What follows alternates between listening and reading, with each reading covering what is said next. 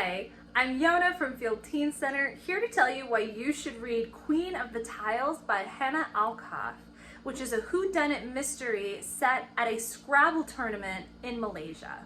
Trina takes up a lot of space in a lot of people's lives. She's loud, she's good at making friends, she has lots of brightly dyed, colorful hair, and she's the queen of the tiles, the reigning champion of the Scrabble tournament.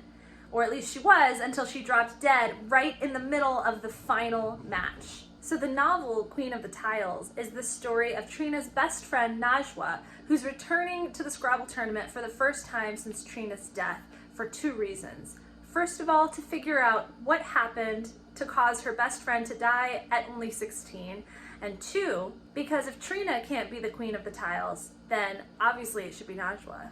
We follow Najwa as she talks with each of the competitors, trying to figure out what their relationship was to Trina and whether or not they had a motive and an opportunity. And it turns out a lot of people had a reason to dislike Trina. Although this is a murder mystery story, it takes a lighter approach than many other books in the genre. There's an on-page death, but there's not a ton of violence or blood or gore. And because many major characters are Muslim, including Najwa, the protagonist, it takes a more modest approach. There's also minimal cursing, but what this story does have a lot of is vocabulary building. Each chapter gives us a different Scrabble word and its definition, which both gives us some insight into what Najwa is thinking about and how she sees herself in relation to these words, but also it's just fun to learn what new words mean.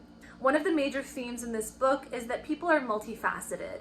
That goes for people like Trina's ex, who's not quite what he seems, and Najwa's not sure whether or not to trust him. That goes for Najwa herself, who starts out really shy and kind of unsure of herself, really comes into her own throughout the story, even becoming a full-blown detective. And it goes for Trina. She was Najwa's best friend, but also sometimes she was kind of hard to like, and it wasn't always good for Najwa to be in her shadow. This book follows with Alkaf's other books and focuses a lot on mental health and mental illness. In terms of representation, all of the major characters are Southeast Asian. The story is set in Malaysia. There are a few queer characters, including one non-binary character, though the story doesn't focus very heavily on any of their gender or sexual identities.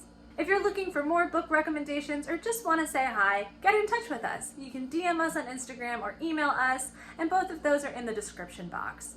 You can also visit us in person at Field Teen Center. We're open Monday through Friday from 1 to 5 p.m. These hours can change from time to time, so for the most up-to-date information and news about any special events and programs, be sure to follow us on social media and check out our website.